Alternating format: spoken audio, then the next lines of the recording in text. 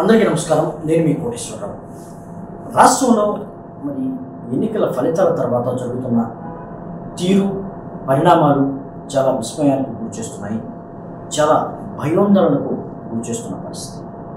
ఒక్కసారిగా జగన్మోహన్ రెడ్డి ఘోర ఓటమి తర్వాత తెలుగుదేశం కూటమి సభ్యులు కానీ తెలుగుదేశం సభ్యులు కానీ నేతలు కానీ పెద్ద ఎత్తున దాడులు చేయడం, వైఎస్ఆర్సీపీకి సంబంధించినటువంటి ఏదైనా ఒక భవనం కానీ శిలాఫలకాలను కానీ పెద్ద ఎత్తున ధ్వంసం చేయడంతో ఒక ధ్వంస రచన రాష్ట్రంలో జరుగుతుందా అనేది అంశం మీద చాలా పెద్ద ఎత్తున ఒక చర్చ జరుగుతుంది, విమర్శ జరుగుతుంది.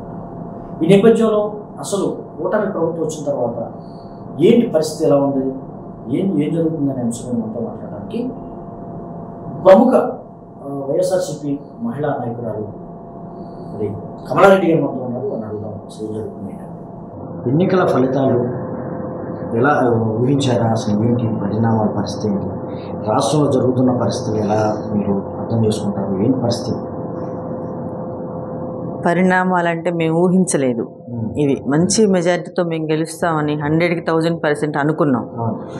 అనుకున్నవి ఈ రోజున ఇట్లా జరిగిందంటే చాలా బాధాకరమైన విషయం, చాలా బాధపడే అంశం కూడా. అంటే బాధపడటం అని కాదు, ప్రజలు మీకు సహకరించలేదు లేకపోతే మీకు ఓట్లు వేయలేదు కాబట్టి మీరు ఓడిపోయారు. ప్రజలు ఓటింగ్ వచ్చింది కదా, 40% ఓటింగ్ వచ్చింది కదా, వచ్చింది కానీ అవతల 50% ఓటింగ్ వచ్చింది. అన్యాయం గెలిచింది, అన్యాయం గెలిచింది, న్యాయం ఓడిపోయింది. ఎలాగంటే మనం చెప్పుకోలేని విషయాలు అవి. జగన్మోహన్ రెడ్డి అన్నట్లుగా ఏదో జరిగింది, దాని సాక్ష్యాలు లేవని మీరు కూడా అంతే 100%. ఇప్పుడు ఇది అన్యాయం గెలిచింది, న్యాయం ఓడిపోయింది. మేం కాదు, వైఎస్ఆర్సీపీ కాదు ఓడిపోయింది, జగన్మోహన్ రెడ్డి గారు కాదు ఓడిపోయింది, మా వైఎస్ఆర్సీపీ నాయకులు మేం కాదు, న్యాయమే ఓడిపోయింది. న్యాయమే ఓడిపోయింది. లేదు, న్యాయమే ఓడిపోయింది, అన్యాయం గెలిచింది. మరి చూసాం కదా మనం, ఏ బస్సు యాత్ర పెట్టినా ప్రజలు ఎంత వాళ్ళ సంతోషాలు. జగన్మోహన్ రెడ్డి గారిని కలిసి అందరూ కూడా మేము గెలిపించుకుంటాము, మేము నడిచినప్పుడు కూడా ప్రతి ఇంటికి వెళ్ళినప్పుడు కూడా మేము కంపల్సరీ గెలిపించుకుంటామమ్మా జగన్మోహన్ రెడ్డి గారిని మంచి మెజారిటీ, ఎందుకంటే మాకు అన్ని పథకాలు ఇచ్చారమ్మని వాళ్ళు అంత కాన్ఫిడెన్స్తో చెప్పారు కాబట్టి మాకు కూడా అంత నమ్మకం ఉంది. ఆ నమ్మకం ఉందంటే మేము కూడా వాళ్ళ మాటలు మేము అన్నిటికీ వెళ్ళాము. సార్ కూడా జగన్మోహన్ రెడ్డి గారు కూడా బస్సు యాత్రలు చేసినప్పుడు కూడా మనం చూసాం ఎంత ఆదరణ వచ్చింది, ఆ ఓటింగ్ అంతా కూడా వచ్చింది. ఓకే, రాష్ట్రంలో సంక్షేమ పాలన పెద్ద ఎత్తున సంక్షేమ పాలన జరిగింది. ఆ తర్వాత ఇచ్చిన హామీలను కూడా దాదాపు 99% నెరవేర్చిన పార్టీ కూడా వైఎస్ఆర్సీపీ. అవును, ఇంత సంక్షేమం చేసిన తర్వాత, ఇన్ని హామీలు నెరవేర్చిన తర్వాత కూడా ఘోర ఓటమి పాలవడం ఇది ఒక చరిత్రగా చెప్తున్నారు రాష్ట్రం. అవునండి, మరి చరిత్రే కదా. మరి ఇన్ని పథకాలు ఇచ్చి, ఇంత ఎక్కడ లేని ఏ రాష్ట్రంలో లేని పథకాలని చేసి, అసలు ఏదైనా కానీ ఒక ఎయిర్పోర్ట్లు కానీ మెడికల్ కాలేజీలు కానీ ఇది చేయలేదు అని లేకుండా అన్నీ కూడా ప్రతి ఒక్కటి కూడా ఇది ఏం కావాలని అన్నీ చూసుకొని చేసింది కూడా. మరి ఇంత ఘోరంగా ఇలా జరిగింది అంటే మరి న్యాయం ఓడిపోయినట్టే కదా. మరి ప్రధానంగా ఓటర్లు అంటే దేనికి ప్రభావితం అయ్యారంటారు? అంటే కూటమి గెలవడానికి, జగన్మోహన్ రెడ్డి ఓడిపోవడానికి కారణాలలో అంటే హామీలని అంటున్నారు. అంటే పెద్ద ఎత్తున చంద్రబాబు నాయుడు హామీలు ఇచ్చారు, అందువల్ల ప్రజలు మొగ్గేరంటున్నారు. మీరేమన్నారు? మేమైతే మా ఓటింగ్ ఉంది, మరి అది ఎలా జరిగింది ఏందనేది కానీ మేము అసలు అవన్నీ కూడా మేము విమర్శ చేయదలుచుకోలేదు. ఇప్పుడు కూడా ఓట్లు వేశారు, మాకు వేశారు, 100% వేశారు. ఇప్పుడు కూడా మేము బయటికి వెళ్ళినప్పుడు అమ్మ ఏంది ఇట్లా జరిగింది, మేము ఓట్లు వేసామా, ఓట్లు ఏమైనా అమ్మా అని ఇప్పుడు కూడా అడుగుతున్నారు. మేమేం చెప్పాలో వాళ్ళకి సమాధానం ఏం చెప్పాలో, వాళ్ళ కళ్ళు నీళ్ళు తుడవాలా మేము తుడుచుకోవాలో మాకు అర్థం అవ్వట్లేదు. అది బాధపడుతున్నారు. ఇప్పుడు అన్ని పథకాలు తీసుకున్న వాళ్ళు ఉన్నారు కదా, తీసుకున్న వాళ్ళు బాధపడుతున్నారు. మేము ఆ ఓటింగ్ ఏమైందమ్మా అని వాళ్ళు బాధపడుతున్నారు. వాళ్ళ కళ్ళు నీళ్ళు తుడవాలా మేము తుడుచుకోవాలా అర్థం అవ్వట్లేదు మాకు. ఆ పరిస్థితి వచ్చింది. భారీ సంక్షేమ పథకాలు ఇస్తానని, అంతేకాకుండా జగన్మోహన్ రెడ్డి ఇచ్చేదానికి రెట్టింపు ఇస్తానని హామీలు ఇవ్వడం, ఆ నేపథ్యంలోనే చంద్రబాబు నాయుడు అధికారంలోకి రావడం చూస్తే ఈ ఇచ్చిన హామీలన్నీ చంద్రబాబు నాయుడు నెరవేరుస్తారని 6 గ్యారెంటీస్ పెట్టారు కదా, అవి చేయమని అడుగుతున్నాం మేము కూడా. మీకు తెలుసు మీరు ఎలా గెలిచారు అనేది మీ అంతరాత్మకు తెలుసు. మేము చెప్పకూడదు. అంటే చంద్రబాబుకి తెలుసా ఎలా గెలిచారు ఏంటి? తెలుసు కదా! చంద్రబాబు నాయుడు గారికి తెలుసు ఎలా గెలిచారు అనేది. మా నోటితో మేము చెప్పము. సరే గెలిచారు. మీరు పథకాలు చేయండి. చెప్పిన పథకాలు చేయండి. ప్రజల్లో మంచి ఇది తెచ్చుకోండి. మంచి పేరు తెచ్చుకోండి. ఇప్పుడు జగన్మోహన్ రెడ్డి గారు చేశారు కదా! అంతకన్నా మీరు బాగా చేయండి. మీరు చెప్పారు కదా! అంతకన్నా అన్ని సిలిండర్లు ఫ్రీ అన్నారు. బస్సు ఫ్రీ అన్నారు. ఇంకా కూడా చెప్పారు మామూలుగా ఉద్యోగాలు అని చెప్పారు. 3000 ఇస్తానని చెప్పారు. అమ్మాయిలకు కూడా అది ఇంటింటికి ఇంతకుముందు జగన్మోహన్ రెడ్డి గారు ఒక్కళ్ళకి ఇస్తే ఇంట్లో నలుగురుండా ఐదుగురుండా ఇస్తామని చెప్పారు. ఇవన్నీ కూడా చేయండి. సంతోషం, మాకు కూడా సంతోషం. ఎందుకంటే గెలిచారు. ఎలా గెలిచారు. అది మీ అంతరాత్మ తెలుసు. ఇప్పుడు మీరు చేయాల్సిన బాధ్యత హామీలు ఇచ్చి నెరవేర్చండి. మంచిగా ప్రజల్ని మంచిగా చంద్రబాబు నాయుడు గారు బాగా చేస్తారని అనిపించుకోండి అని నేను చెప్తున్నాను. ఇవన్నీ కూడా ఈ గొడవలు అలా అయితే చూస్తున్నాము. మాచర్ల చూస్తున్నాము. అటు పల్నాడు మొత్తం కూడా రక్త సిద్ధమైపోయింది. వద్దు చంద్రబాబు నాయుడు గారు, మీరు కూడా 3 సార్లు ముఖ్యమంత్రి అయ్యారు. మీరు కూడా ఇట్లాంటి పద్ధతులు ఎప్పుడు మీరు కూడా చేయలేదు. ఇట్లా గొడవలు ఇవన్నీ కూడా పరిపాలన చేశారు. మీరు కూడా ఒక ఇదిగా చేశారు. కానీ ఈ గొడవలు అనేది ఎప్పుడు చూడలేదు. మన రాష్ట్రంలో కాదు, ఎక్కడా కూడా చూడలేదు. ఈ గొడవలు, ఈ అన్యాయంగా వాళ్ళని కొట్టటాలు ఇవన్నీ కూడా వద్దు. ప్రశాంతంగా ఉండాలి. రాష్ట్రం ప్రశాంతంగా ఉండాలి. మీరు ప్రజలకు ఇచ్చిన హామీలన్నీ కూడా నెరవేర్చండి, బాగు చేయండి. కానీ అట్లా దుర్మార్గమైనవి చేయొద్దు. లోకేష్ గారికి కూడా చెప్తున్నాను నేను. ఆ రెడ్ బుక్లు అవన్నీ కూడా వద్దు. మీకు అవన్నీ ఇది లేదు. మీ మనస్తత్వానికి ఆ రెడ్ బుక్లు ఆ ఘోరాలు కూడా మీకు అది సరిపోదు. ఏంటంటే మీరు ఇప్పటిదాకా కూడా ఒక డిగ్నిఫైడ్గా ఉన్నారు. అట్లా అని మీరు ఎన్ని రెడ్ బుక్లు పెట్టుకొని ఘోరాలన్నీ చేయించితే కూడా మీకు చాలా బ్యాడ్ వచ్చింది. ఎందుకంటే మీకు అది సెట్ అయ్యేది కాదు. ఆ రెడ్ బుక్లని గొడవలని అన్నీ కూడా మీకు సెట్ అవ్వు. మీకు ఏదో ఐటీ శాఖ ఇచ్చినట్టున్నారు. చంద్రబాబు నాయుడు గారు చక్కగా దాన్ని నెరవేర్చి మంచిగా ప్రజలకు మంచి చేయమని చెప్తున్నాను నేను. సో బాగానే ఉంది. అంటే పథకాలు అయితే పెద్ద ఎత్తున ఇవ్వడం జరిగింది. అన్ని నెరవేరుస్తామని కూడా చెప్తున్నారు. అవును. కానీ ఒకవైపు ఆర్థిక పరిస్థితి కూడా చూసుకోవాలి. ఆర్థిక పరిస్థితి సహకరించట్లేదు. అవును. ఒకవైపు వాళ్ళకి సంబంధించినటువంటి మీడియాలో కూడా ఆర్థిక పరిస్థితి చాలా ఇదిగా ఉంది. సంక్షేమ పథకాలు అమలు చేయడం కూడా పెద్ద ఎత్తున భారంగా మారింది. అవును. నిన్న కుప్పంలో చంద్రబాబు నాయుడు కూడా అంటున్నారు, చెప్పారు కదా, చాలా పెద్ద భారం నా మీద ఉంది. అవును. మోయలేని భారం నేను మోస్తున్నాను. అవును. దేనికి సూచన ఇది? అదే మరి చేయలేనని చెప్తున్నారు. మరి అటు సంగతి ముందే మన ఒక న్యూస్, ఒక బ్రేకింగ్ న్యూస్ లాగా అది చెప్తున్నారు. నేను చేయలేను అన్నట్టుగా చెప్తున్నారే. మరి అది అంతే అర్థమవుతుంది కదా. మరి నువ్వు ఎట్లా చేయవు చంద్రబాబు నాయుడు గారు అంటున్నా. ఇప్పుడు నేను అవి చేస్తాను అన్ని ఎక్కువ పథకాలు కూడా అన్ని ఎక్కువ చూపించారు కదా. మరి చేయలేనంటే ఎట్లా కుదరదు కదా. చెయ్యాలి, కంపల్సరీగా మీరు చెయ్యాలి. ప్రజల్లోకి మీ అన్ని కూడా తీసుకెళ్ళాలి. పథకాలన్నీ పోవాలి. చేయమంటే మేము ఒప్పుకోం. ముందు మేము ఒప్పుకోం. ఎందుకంటే మీరు అన్ని హామీలే మాకన్నా ఎక్కువ ఇచ్చి హామీలు చెప్పారు కాబట్టి మీరు కంపల్సరీగా చెయ్యాలి. ఇవన్నీ కూడా నెరవేర్చాలి. ఓకే. ఒక ఎన్నికల హామీల నేపథ్యంలో ఎన్నికల ప్రచారంలో భాగంగా మరి ఎన్నికల హామీలు ఉందో లేదో తెలియదు. వాలంటీర్స్ ఖచ్చితంగా ఉంటారు. వాలంటీర్ వ్యవస్థ కొనసాగుతుంది. అవును. ఆ వాలంటీర్లు ఎవరైతే ఉన్నారో వాళ్ళకి గౌరవ వేతనం 5,000 ఇస్తున్నారు. మేము వచ్చిన తర్వాత ఆ గౌరవ వేతనం రిటైన్ చేసి 10,000 ఇస్తా అన్నారు కదా. ఇప్పుడు అసలు వాళ్ళ పరిస్థితి ఉనికికే ప్రమాదంగా మారింది. అసలు ఉన్నారా లేదని కూడా తెలియని పరిస్థితి. ఎలా మరి వాలంటీర్ల పరిస్థితి ఏంటి? అదే కదా. ఇప్పుడు వాలంటీర్లు కూడా ఇవ్వట్ల. రేపు పెన్షను సచివాలయం సిబ్బంది పెన్షన్ ఇస్తున్నారని నేను చెప్తున్నారు కదా, వింటున్నాం కదా. అట్లా మరి ముందు మాట ఇచ్చి వాళ్ళకి అన్యాయం చేసినట్టే కదా. ఇప్పుడు వాలంటీర్లకి అన్యాయం చేసినట్టే కదా. మీరు ఎలక్షన్ ముందు చెప్పారు. వాళ్ళందరూ మరి మిమ్మల్ని నమ్మి మీకు ఇది చేశారు కదా, గెలిపించారు కదా మిమ్మల్ని. ఇవాళ మరి వాలంటీర్ సంస్థ లేకుండా ఈ సచివాలయం వాళ్ళే పింఛన్లు ఇస్తారని వాలంటీర్ లాగా మీరు ఇది చేస్తారంటే ఎట్లా? అట్లా అది అన్యాయం. వాళ్ళకి అట్లా మీరు అన్యాయం చేయొద్దు. వాలంటీర్ వ్యవస్థకు అన్యాయం చేయొద్దు. మీరు కంపల్సరీగా వాలంటీర్ని వాళ్ళని కొనసాగించాల్సింది. ఇచ్చిన మాట కొనసాగించాల్సింది. దానికి మేము మటుకి ఎట్టి పరిస్థితుల్లో ఒప్పుకునేది లేదు. అదొక అంశం ప్రధానంగా చూసుకుంటే ఇప్పుడు అంటే తొలకరి వచ్చేసింది, వ్యవసాయం ప్రారంభమవుతుంది. ఈ టైంలో పెట్టుబడి సాయం కూడా రైతులకు పెద్ద ఎత్తున అవసరం పడింది. అవును. ఇప్పుడు ఆయన ఏదైతే ఉందో మోడీ అధికారంలోకి వచ్చిన వెంటనే ఆయన అనుకున్న విధంగానే కొంత డబ్బు సాయం చేసేది. అవును. ఇప్పటికి ఆల్రెడీ అకౌంట్లో పడిపోయింది. అవును. మరి రాష్ట్ర ప్రభుత్వం సాయం కోసం చూస్తున్నారు. మరి మీరు కూడా మీరు చెప్పిన హామీలన్నీ కూడా రైతులకు కానీ ఏదైనా కానీ అమలు పరచాలి. ఇప్పుడు కల్లా జగన్మోహన్ రెడ్డి గారు ఉంటే ఇప్పుడు కల్లా వాళ్ళ అకౌంట్లో పడేవి కదా, అన్నీ కూడా ఏ ఏ టైంకి ఏ నెలలో ఏది వేయాలి, ఒక అమ్మఒడి కానీ అన్ని పథకాలన్నీ కూడా అమలైపోయి ఏ నెల సెట్ చేసేవాళ్ళు ఇప్పుడు కల్లా కూడా. అవును, వాళ్ళకి కూడా అవును అవును లేదు. ఇప్పుడు చెప్పిన కూడా ఒక్కటి కూడా అమల్లోకి తీసుకురాలేదు కదా, మరి చెయ్యాలి కదా. పోలవరం ఆయన వచ్చిన వెంటనే ఫస్ట్ ఒక టూర్ పెట్టుకున్నారు. సోమవారం ఖచ్చితంగా ఈసారి నుంచి పోలవరం సందర్శన ఉంటుంది ప్రతి సోమవారం అన్నారు. ఒక్క సోమవారంకే పరిమితం అయింది అంతే.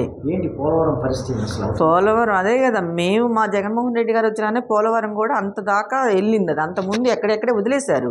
చంద్రబాబు నాయుడు గారు ఇయ్యలేదు, వాళ్ళ ప్రభుత్వం వచ్చిందని వాళ్ళు ఇదని వాళ్ళు మాట్లాడటం కాదు, కానీ అబద్ధాలు మాట్లాడకూడదు. జగన్మోహన్ రెడ్డి గారు వచ్చినాకనే పోలవరం అనేది ఒక దీనికి వచ్చింది. మీరు అన్నీ ఎక్కడెక్కడ వదిలేశారు. అప్పుడు రాజమౌళి సెట్టింగ్లు అని చెప్పి అన్ని రాజమౌళి గారిని కూడా తీసుకొచ్చి అన్ని సెట్టింగ్, బాహుబలి సెట్టింగ్స్ అని అన్ని చేశారు, వదిలే అమరావతిలో ఏదైనా కానీ అక్కడ ఇక్కడ అన్ని కూడా అన్ని సెట్టింగ్లు, అన్ని సెట్టింగ్లే. అమరావతి కూడా చెయ్యాలి అన్నారు కదా, ఇక్కడ అన్ని కట్టేసి రాజధాని ఇక్కడే ఇచ్చేస్తారని చెప్పారు, అది కూడా చెయ్యాలి.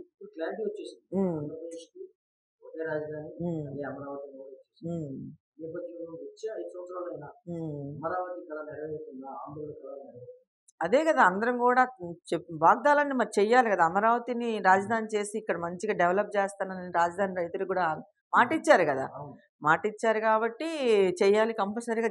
చంద్రబాబు నాయుడు గారు చేసి మాట నిలబెట్టుకోవాలి. మరి ప్రజల నమ్మకాన్ని కూడా నిలబెట్టాలి కదా చంద్రబాబు నాయుడు గారు. మరి ఎన్ని వాగ్దానాలు అన్నీ కూడా నిలబెట్టాలి, మరి చెయ్యాలి. ప్రస్తుతం చూసుకుంటే రాష్ట్రంలో 11 స్థానాలకే పరిమితమైనటువంటి వైఎస్ఆర్సీపీ అంటే జగన్మోహన్ రెడ్డి ఒకవైపు కోరుతున్నారు ఖచ్చితంగా ప్రతిపక్ష హోదా మాకు ఇచ్చి తీరాలి అని, ఒకవైపు ఏమో పార్టీ ప్రభుత్వం ఇవ్వడం కుదరదు. దీన్ని ఎలా చూస్తారు? ఇది లేదండి, ఎక్కడ ఇట్లా ఇన్ని వస్తేనే ప్రతిపక్ష హోదా అని లేదు. మేము కూడా చూసాం, చాలా కూడా మామూలుగా వింటున్నాము చూస్తున్నాం, కానీ ఇది లేదు ఎక్కడా కానీ లేదు. మేము ఇన్ని ఇన్ని ఇన్ని సీట్లు వస్తేనే 20 సీట్లు వస్తేనే 30 సీట్లు వస్తేనే ఇన్ని సీట్లు వస్తే అట్లా ఇవ్వాలని ఏం లేదు.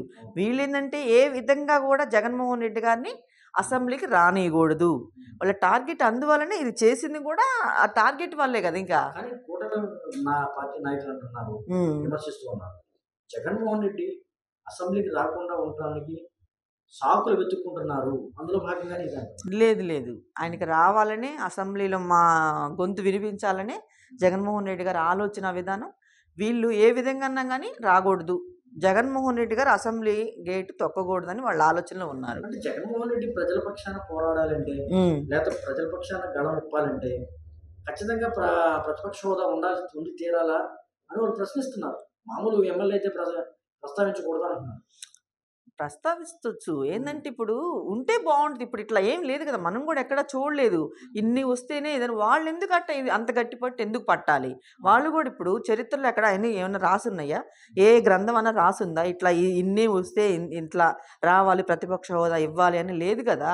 మనం కూడా చూస్తున్నాం, చాలా కూడా నేను కూడా వింటున్నాను, అట్లా ఏం లేదని కూడా చెప్తున్నారు కదా. వాళ్ళే దాని మీద పట్టుకొని కూర్చున్నారు. ఎందుకు ఆయన రాకూడదు, అది ఇస్తే వస్తారు, వస్తే మళ్ళీ మనకు క్వశ్చన్స్ అది చేయలేదు ఇది చేయలేదు మరి అది చేస్తామని ఇవన్నీ వాళ్ళని ప్రశ్నిస్తారు. మమ్మల్ని ప్రశ్నించకూడదు, ఎవరు ప్రశ్నించకూడదు అని వాళ్ళు దాని మీదనే ఉన్నారు. అసెంబ్లీ నుంచి జగన్మోహన్ రెడ్డి పారిపోయాడు, అసెంబ్లీలో కూర్చోడానికి కూడా టైం లేకుండా వెంటనే పారిపోయాడు అన్నాడు. నిజంగా పారిపోవటం ఏందండి? ఎందుకు పారిపోతారు? మేమన్నా దొంగతనం చేసామా? మేము పథకాలు చేసాం, ప్రజలకు అన్నీ మేము ఇంటి డోర్ కొట్టి డెలివరీ చేసామండి.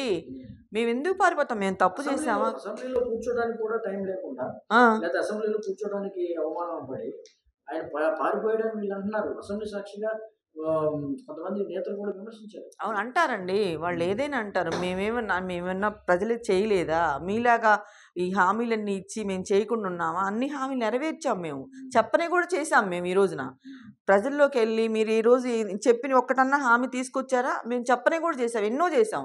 జగన్మోహన్ రెడ్డి గారు చెప్పనే కూడా ఎన్నో చేశారు. పారిపోవటం ఏం కాదండి, వాళ్ళు ఏదైనా మాట్లాడతారు. ఏంటంటే నాలుక ఎన్ని విధాలుగానే మాట్లాడిద్దని మాట్లాడతారు, మాట్లాడివ్వండి. అట్లా కాదు, వెళ్ళారు, ఛానల్ అవుతుంది కదా, వెళ్ళారు చూడటానికి, చూసి రావడానికి వెళ్ళారు. దానిలోనే వీళ్ళంతా కంగారు పడి అన్ని ముందు ముందు అన్ని మాట్లాడేసుకుంటున్నారు. పార్టీని కూడా కాంగ్రెస్లో విలీనం చేసే అవకాశం ఉంది. ఆ నేపథ్యంలోనే డీకే శివకుమార్తో భేటీ అయ్యారు. డీకే శివకుమార్ ద్వారా కేంద్రంలో ఉన్నటువంటి సోనియా గాంధీతో కానీ, రాహుల్ గాంధీతో కానీ సంప్రదింపులు జరుగుతున్నారని కూడా మాట్లాడారు. జగన్మోహన్ రెడ్డి గారు ఎవరిని కలవకూడదు, ఎవరితో మాట్లాడకూడదు. వీళ్ళైతే 100 సార్లు ఢిల్లీ వెళ్ళొచ్చు, 100 సార్లు మోదీ గారు కాళ్ళు పట్టుకోవచ్చు. పవన్ కళ్యాణ్ గారు ఒప్పుకున్నారు కదా అప్పుడు, నేను మీతో వీళ్ళు ఇట్లా ఇది సెట్ చేయడానికి కోసం నేను తిట్లు తిన్నాను ఎన్నోసార్లు అని నువ్వు పబ్లిక్గా చెప్పావు కదా. మామూలుగా వెళ్ళారు, బిజినెస్లు ఉన్నాయి, వెళ్ళారు, చాలా సంవత్సరాలు అవుతుంది ఆయన వెళ్ళక, ప్రజలతో ఆయనకి బిజీగా ఉన్నారు మొన్నటి వరకు కూడా. కొంచెం ప్రశాంతంగా ఒక 4 రోజులు ఉందామని వెళ్ళారు. వీళ్ళు చెప్పట్లా, ఈయన ఎవరితో జగన్మోహన్ రెడ్డి గారు ఎవరితో మాట్లాడకూడదు, వాళ్ళు అందరితో మాట్లాడాలి, అందరితో పొత్తులు పెట్టుకోవాలి. 3 ముగ్గురు కాదు, నలుగురు, 5 ఎంతమంది అని పొత్తులు పెట్టుకొని వాళ్ళు ఏదైనా చేయొచ్చు. ఆయన ఎవరితో ఏది చేయకూడదు. అది బౌన్స్ బ్యాక్ అవడానికి పార్టీకి ఎంతకాలం పడుతుంది, మళ్ళీ తిరిగి పునరుత్తేజం చెందడానికి ఎంత సమయం పడుతుంది? కంపల్సరీగా పార్టీ మంచి ఇది వచ్చిందండి. ఎందుకంటే ఎప్పుడైనా సరే అన్యాయానికి తావులేదు, న్యాయానికే మనం ఎప్పటి నుంచో చూస్తున్నాం. ఎప్పుడైనా సరే మంచి అనేదే నిలబడిద్ది, కానీ చెడు ఎప్పుడు నిలబడదు. కంపల్సరీగా పార్టీ మంచి పూర్వవైభవం వస్తుంది. మంచిగా జగన్మోహన్ రెడ్డి గారి ఇదిలో మేమందరం కూడా కష్టపడి పనిచేసి మళ్ళీ కూడా పార్టీని గెలిపించుకొని జగన్మోహన్ రెడ్డి గారిని మంచి మెజార్టీ తీసారి గెలిపించుకుంటాం మేము. వీళ్ళందరూ కూడా కార్యకర్తలకు కూడా వీళ్ళు కూడా జగన్మోహన్ రెడ్డి గారు కానీ మేమందరం కూడా చెప్తున్నాం, ఆధారపడొద్దు, ఉన్నారు సీఎం గారు ఉన్నారు, మేము ఉన్నాం, మీకు అంత మంచి చేస్తాము అని చెప్తున్నా. చంద్రబాబు నాయుడు గారికి కూడా నేను ఒక మాట చెప్తున్నాను, మీరు కూడా ఎప్పుడు ఇన్ని సంవత్సరాలు కూడా ఇలా దాడులు మీరు కూడా ఇట్లా పాల్పడటానికి ఇది ఎప్పుడు ఇది లేదు. నేను కూడా ఎప్పటి నుంచో చూస్తున్నా మిమ్మల్ని, నేను చిన్నప్పటి నుంచి కూడా చూస్తున్నా, మా తాతయ్య మా నాన్నగారు అప్పటి నుంచి కూడా మిమ్మల్ని ఫాలో అవుతున్నా. నేను కూడా ఎప్పుడు ఇంత ఘోరాలు ఏమి లేవు. ఇప్పుడు కూడా మీరు దీనికి ప్రోత్సహించొద్దు, మంచిగా ప్రజలను మంచిగా చూడాలి, మంచిగా మీరు పరిపాలించాలి, మంచిగా ఈ పథకాలన్నీ కూడా తీసుకురావాలని చెప్తున్నాం మేము. కానీ ఇవన్నీ నిలబడించడానికి రాష్ట్ర బడ్జెట్ కూడా సరిపోదని జగన్మోహన్ రెడ్డి అన్నారు. అవును, ఈ నేపథ్యంలో ఎలా మరి చంద్రబాబు నాయుడు చేస్తారు? అవునండి, ఆయన చెప్పినాయని తెలియాలి. ఇన్ని హామీలు చెప్పారు కదా, అన్ని ఆయనకి తెలియాలి. అప్పుడు మేం కాదు కదా హామీలు ఇచ్చింది, చంద్రబాబు నాయుడు గారు చెప్పాలి. ఇప్పుడు నాకు తల మీద ఇంతలా బండరాయి ఉంది, నాకు నేను ఎంత ఇది ఉంది అది ఉందని చెప్తున్నారు కదా, అది ముందు తెలియదా నీకు? ఇన్ని చెప్పావు కదా, చెప్పే ముందుగా తెలియాలి కదా, ఇది చేయగలుగుతానా లేదా, దీనికి ఎంత ఖర్చు అవుతుందని ముందు మాట ఇవ్వకూడదు కదా. మాట ఇచ్చినాక ఈరోజు నువ్వు అట్లా మాట్లాడకూడదు కదా. హామీలు మళ్ళీ నువ్వు తప్పుకోవటానికి ఇది చేయకూడదు కదా. ఇచ్చేటప్పుడే జగన్మోహన్ రెడ్డి గారు చెప్పలేకనా, నీలాగా అన్ని చెప్పలేకనా? చాలా మంది అనుకుంటారు చంద్రబాబు నాయుడు అధికారంలోకి వచ్చే వరకు చెప్తారు, అవును, అధికారంలోకి వచ్చిన తర్వాత చెప్తుంటారు. అవును అవును, ఈసారి అలా జరిగే అవకాశం చూస్తే తెలిసిపోద్ది. ఇప్పుడు చాలా మంది విమర్శిస్తున్నారు. అవునవును, వాలంటీర్ల గురించి ఏం మాట్లాడడం లేదు, కోర్టులో వేయించారు, కోర్టు ద్వారా వాళ్ళని అసలు ఆ వ్యవస్థ రద్దు చేసే ప్రక్రియ కొనసాగుతుందని చెప్తున్న పరిస్థితి. అదేనండి, ఇప్పుడు చెప్పిన ఏది కూడా మనం స్టార్ట్ చేయలేదు, తెలిసిపోతుంది కదా. ఇంకా వెయిట్ చేసి తెలిసిపోద్ది, ప్రజలే రోడ్డు మీదకి వస్తారు. వచ్చేసి మరి జగన్మోహన్ రెడ్డి గారు చేసిన నువ్వు చెయ్యాలయ్యా, మరి ఇంకా ఎక్కువ పెట్టావు కదా అని వాళ్ళే అడుగుతారు, నిలదీస్తారు. వాళ్ళ తరపున మేము కూడా నిలబడతాం. అన్యాయం చేయడానికి వీలేదు. ప్రజల కోసం మరి జగన్మోహన్ రెడ్డి గారు ఎంత చేశారు, అసలు ఎంతో చేశారు, ఎన్నెన్ని పథకాలు వేశారు. అసలు ఇంటింటికి 1 లక్షలు, 2 లక్షలు, 3 లక్షలు తీసుకున్న వాళ్ళు కూడా ఉన్నారు. మరి మేము కూడా నిలబడతాం, ప్రజల తరపున మేము కూడా మేము కూడా అడుగుతాం. మరి వైఎస్ఆర్సీపీ పార్టీ మళ్ళీ ప్రజల్లోకి రాబోతుందా అంటే కంపల్సరీగా వస్తాము. మరి చంద్రబాబు నాయుడు గారు కూడా ఎన్ని పథకాలు కూడా కంటిన్యూ చేయాలి, చెప్పినన్ని కంటిన్యూ చేయాలి. మా జగన్మోహన్ రెడ్డి గారు కూడా వస్తారు, వచ్చి వాళ్ళందరూ మరి ఇప్పుడు వాళ్ళందరినీ కూడా కార్యకర్తలందరూ కూడా పరామర్శిస్తారు. ఇప్పుడు కొంచెం వాళ్ళు ఇదంతా ఇదిలో ఉన్నారు కదా, వాళ్ళందరూ కూడా మాట్లాడతారు, అందరిని పరామర్శించి చేస్తారు, పార్టీని బలోపేతం చేయడానికి కృషి చేస్తారు.